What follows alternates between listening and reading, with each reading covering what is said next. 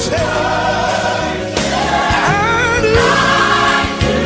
How many worship you? Come on, get those hands in the air. I do worship you. Yes, I do. Yes, I do. Yes, I do. Television show. I'm your host, Prophet Cedric Banks, along with Prophet Diana Banks. We have a tremendous show for you today. We have a young lady here today that's an attorney. You know, voting time is almost here. Voting time is Tuesday. And we just want to make sure that you got some clarity in everything. We have a dynamic young lady here from Sugar Law Firm. Ms. Campbell, welcome to the Community Shall Be Restored television show.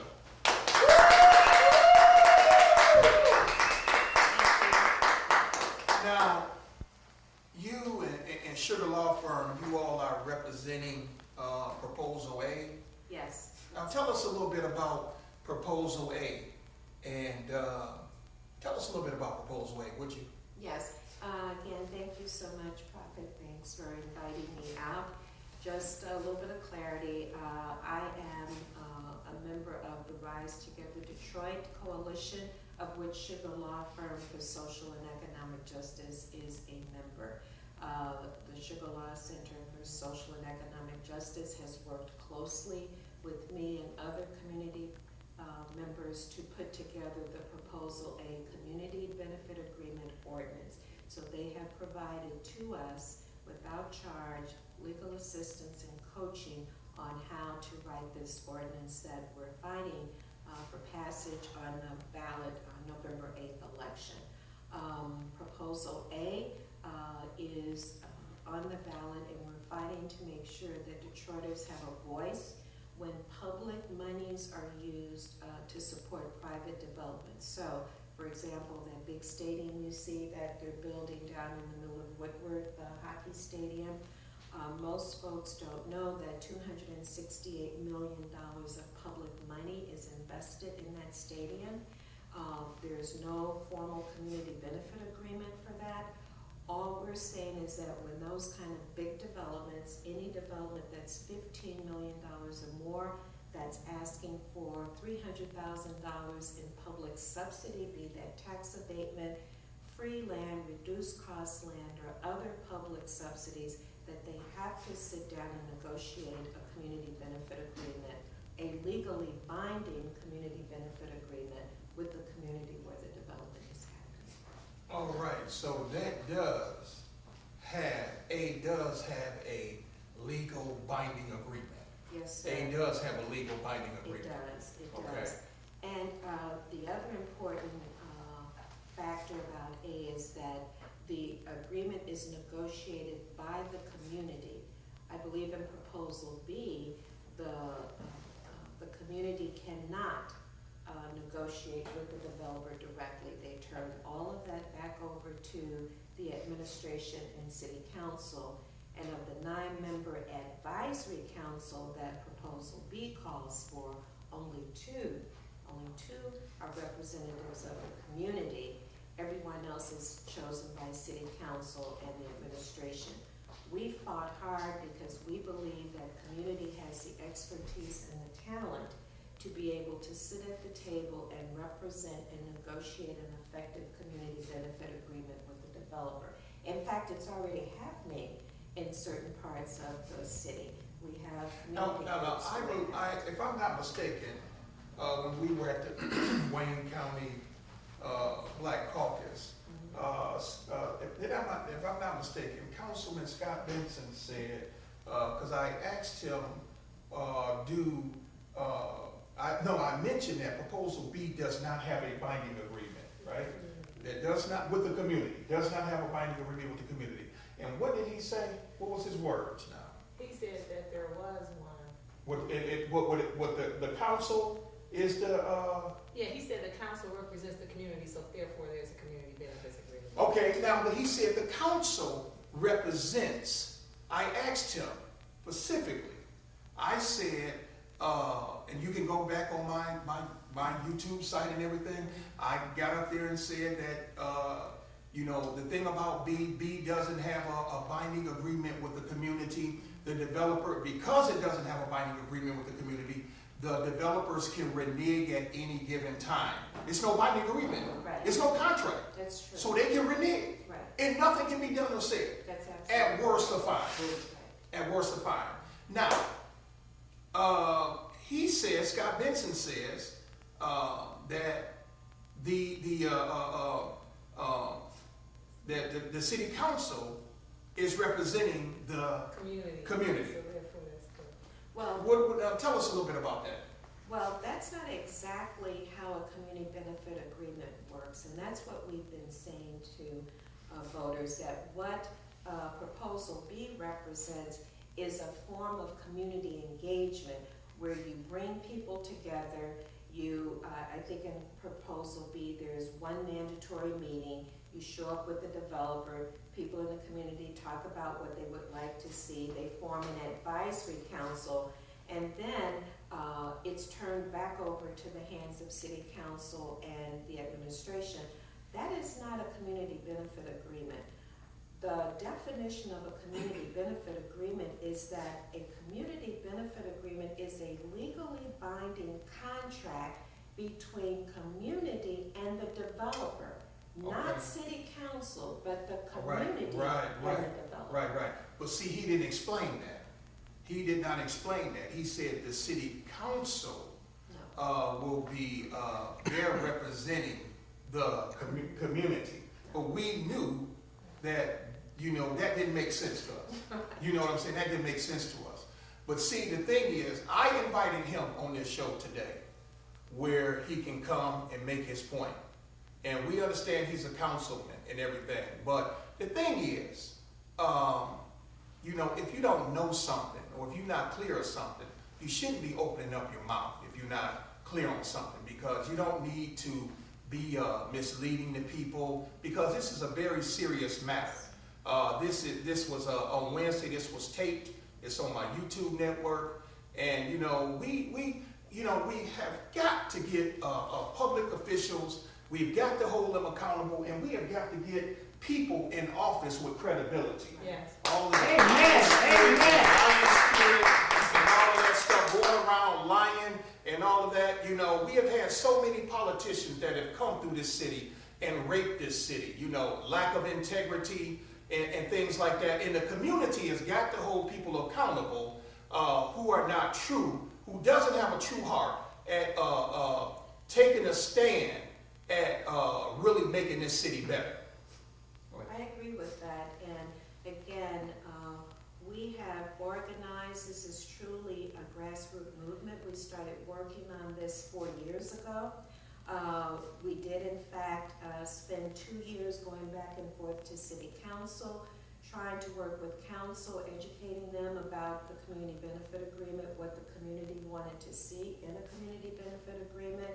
We got stalled at council, and after 2 years of going back and forth to council, the Community Coalition Rise Together Detroit, which, by the way, represents a number of groups across the city, including District 3. We have Russ Ballon, who works with us, and he's been speaking about your efforts to bring some accountability around this issue as it relates to Proposal B. Well, you know, I'm going to do that. I, as a bishop and as a pastor, I am not going to allow somebody, especially in my district, and I see that they're not representing the district accurately in the political arena, I'm not going to allow them to continuously just feed the people with anything without me taking a stand and stepping up. You know. Well, it does take a lot of effort to educate community. As you see currently, there's lots of literature and various TV commercials that are opposing Proposal A. Right. And people will ask, well, why don't we see your ads out there, Linda? It's because we don't have that kind of money. There's a lot of big corporate money, what's called dark money, that's behind Proposal B, really opposing the work that the community organized to get on the ballot. Dark money. Dark money, yeah, we Right, call it right, dark money. And right. so it's opportunities like this where we come out into the community, meet, talk with folks in neighborhoods, in church basements, in block clubs, making phone calls, knocking on doors, really trying to get the vote out to support and vote yes on A and no on B, November 8th. Okay, now, this proposal, A and B, November the 8th. Now, do we have to, how do we have to vote? Do we have to vote, how do we have to vote? Do we have to vote, on both sides or on one side or because I've been hearing, people been saying we have to vote, on both sides, A and B. Now, is that true? Because people are asking me, how do we have to vote on A and B? How can that be? You know, how can that be? Is that true? Can you explain that to us, Ms. Linda Campbell? Yes, that's a very good question. Because they are two separate ordinances. Proposal A, because the community organized, got the necessary petitions, got that certified, moved that our ordinance through council and the election commission, we were granted status on the ballot as proposal A.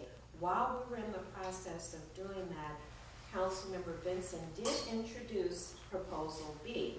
It is a separate proposal, so there are two separate proposals. You must vote for both.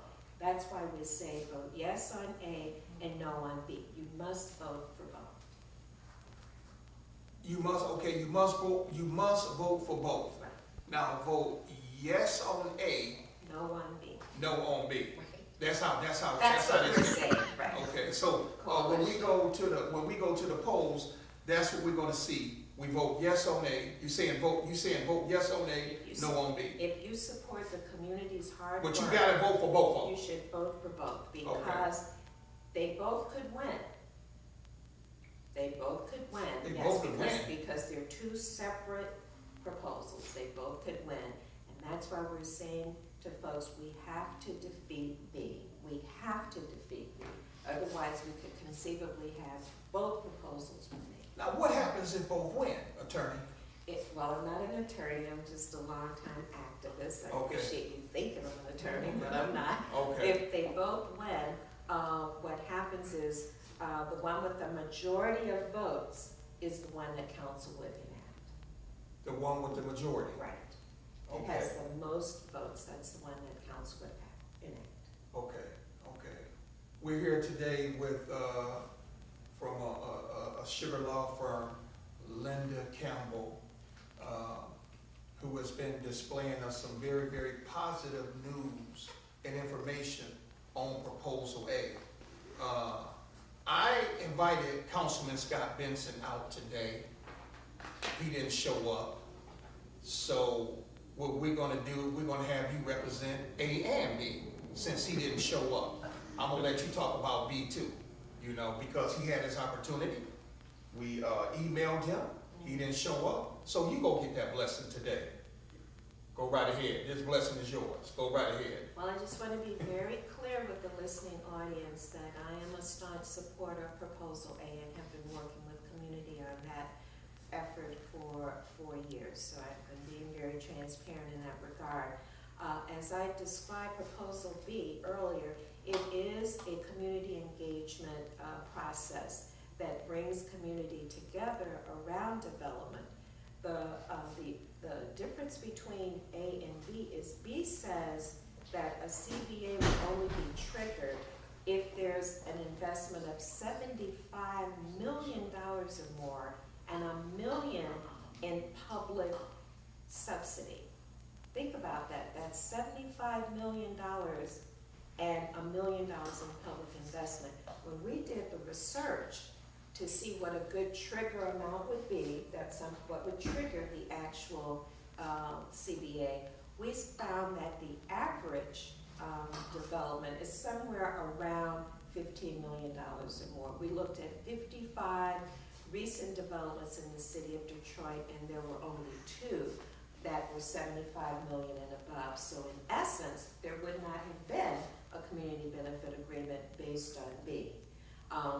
The other thing about B, as I mentioned earlier, is that it transfers the negotiations back into the hands of city council and the administration. And in fact, only 2 representatives from the community are allowed to be, well, they're not even allowed to be a part of the negotiations. They're just a member of the advisory council. This 9-member advisory council, the majority of people are selected by the planning director. He or she gets to select 4 representatives. Each of the city council members, so Benson would get to select someone. The at-large council members would get to select a person, and then I believe the administration gets to select someone. So they completely move it out of the hands of community, and the negotiations are pretty much managed by the council and administration. That's big, and there is no legally binding agreement. In fact, Proposal B forbids community from entering into a legally binding agreement with the developer. Okay, so Councilman Scott Benson is spearheading Proposal B.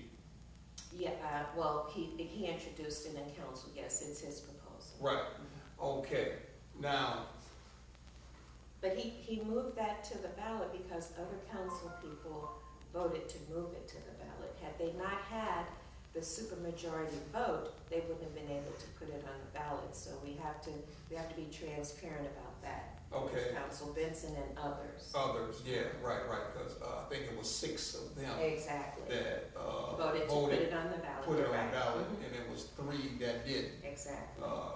Councilwoman Lopez, President Brenna Jones, I think, and Council member Mary Sheffield voted not to put B on the ballot. Councilwoman Sheffield, right. Everyone else voted to put it on the ballot. Okay. Now,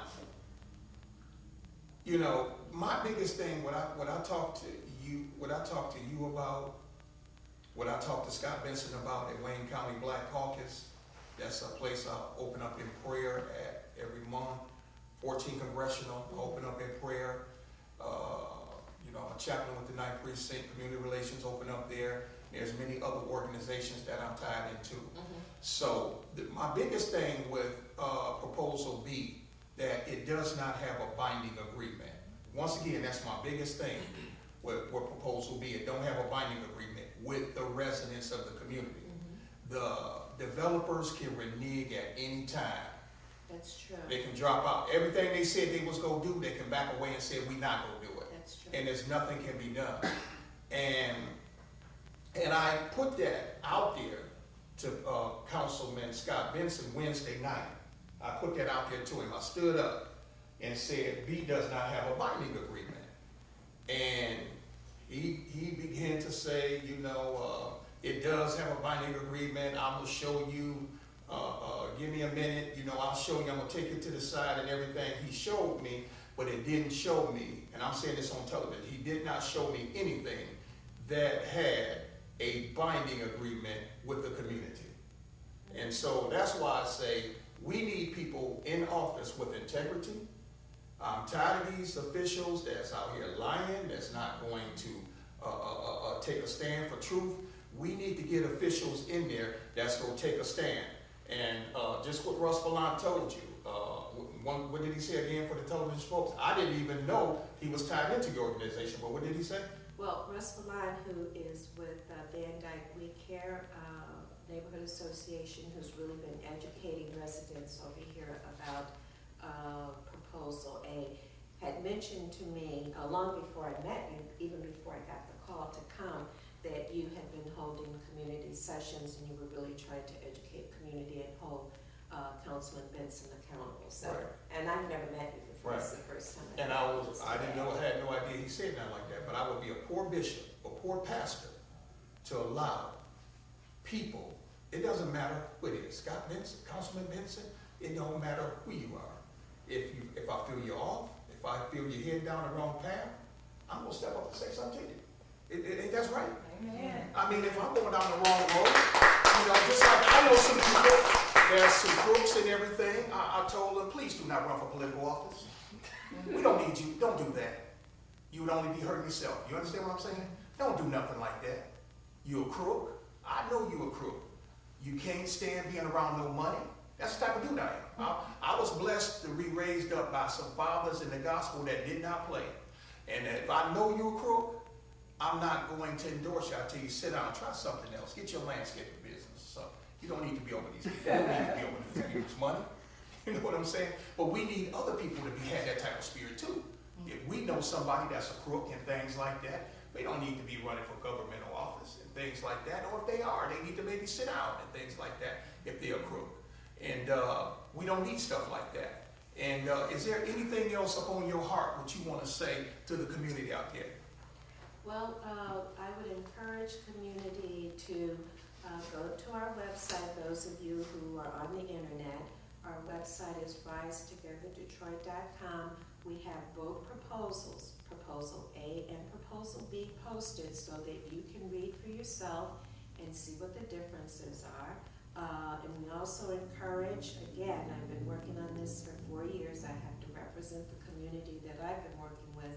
We're encouraging Detroiters. We're asking you to vote yes on A, no on B. We do not have the money that the B group has to do the big billboards and the television commercials. We have to trust that we'll do word of mouth, that you're here today, you hear me, you'll call your neighbor, you'll call your family members, you'll encourage them to support this. It's really a movement that we're promoting here, a movement that says Detroiters are tired of being taken advantage of.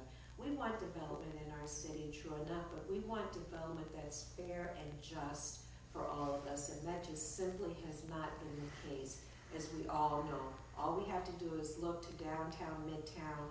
We see who's getting those jobs. Amen. It's not our local people who are getting the jobs. And so part of what we're fighting for is we're trying to say, we want a new day. We want a new day in Detroit where if you're using our public resources, our public tax dollars, then you deserve to have, the community deserves to have a say. If we have to pay, we get a say.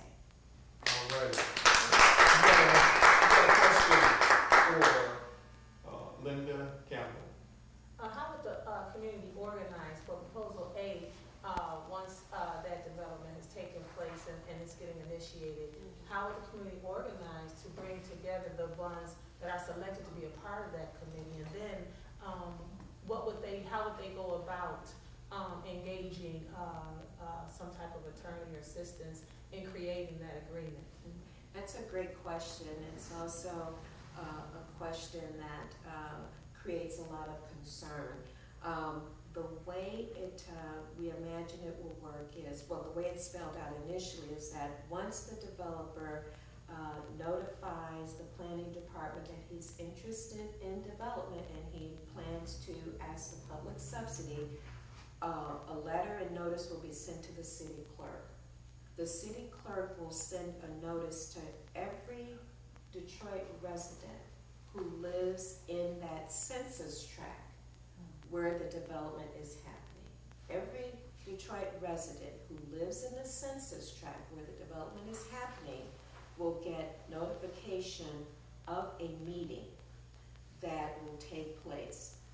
Proposal B limits the scope of who will be invited to that meeting. That's one of the other things that they don't mention. They only are looking at the folks who are most directly impacted within a 300 feet radius of the project. We're saying open it up so that all residents in that census tract know about the development and know that there's going to be a meeting.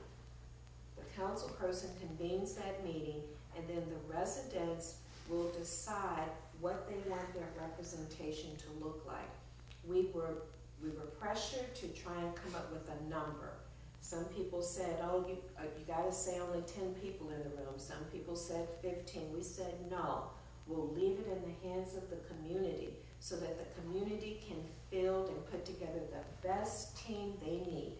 The community will know, judging by the type of development, what kind of benefits they want, as well as the kind of expertise they will need, whether it's legal expertise, maybe labor expertise.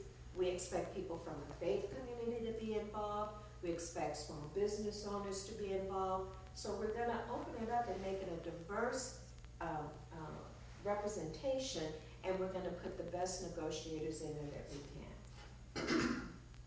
Does anybody here today have a question for Sugar Law Firm, Ms. Campbell?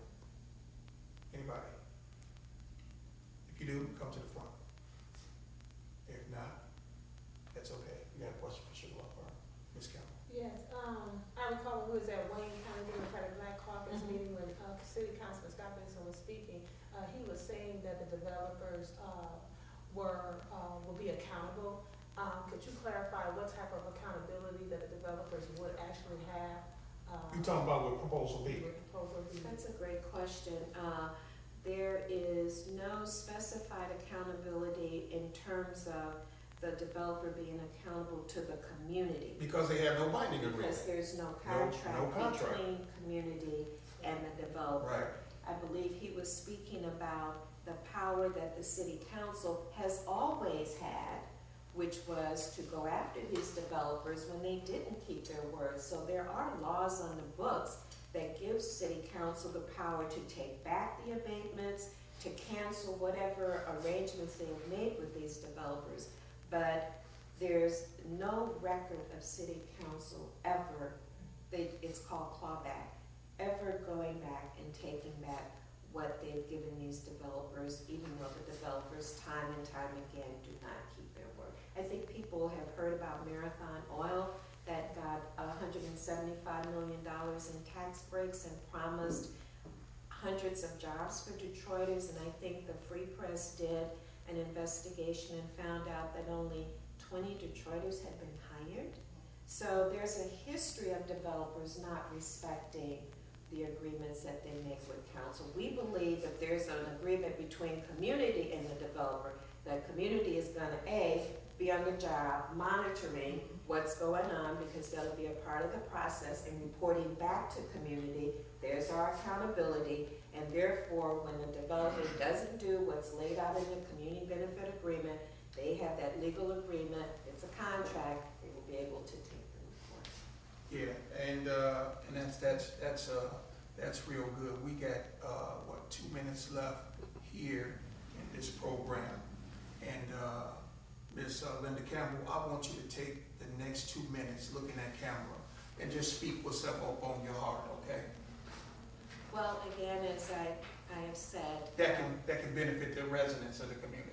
Yes, first of all, let me say that Rise Together Detroit, our citywide coalition, which also includes residents here in District 3, we're very thankful for all the support that we've had. We've had a number of residents step up, volunteer to knock on doors, make phone calls, help distribute literature, invite us to public meetings to continue to get the word out. So I want to thank Detroiters for that. It is truly David versus Goliath fight here. I want to encourage all Detroiters to please come out on November 8th, vote yes on Proposal A, no on B. It's a new day in Detroit, that is correct. We see all the development happening downtown. We want our city to prosper, but we want to be a part of that. Those of us who have stayed and maintained and fought, we should benefit as well. We got 1 minute, we got 1 minute left. Ms. Campbell, I want to ask you something. What I want to ask you, even after November the 8th, will this thing with community benefits be over, or will it still be going forward?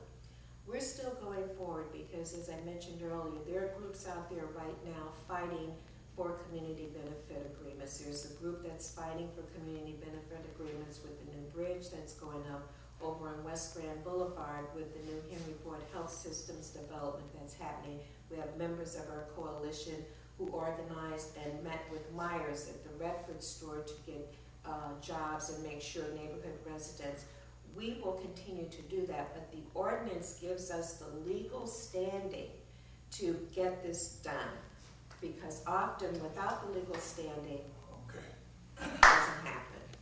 Linda Campbell, Sugar Law Firm, representing some dynamic stuff here on Proposal A on the Community Shall Be Restored. I'm being your host today, Prophet Cedric Banks, along with and along with Linda Campbell. We'll see you next. Detroit. Go ahead, say it. Rise Together Detroit. We'll see you next Saturday night at 8 p.m. Can I get a witness here?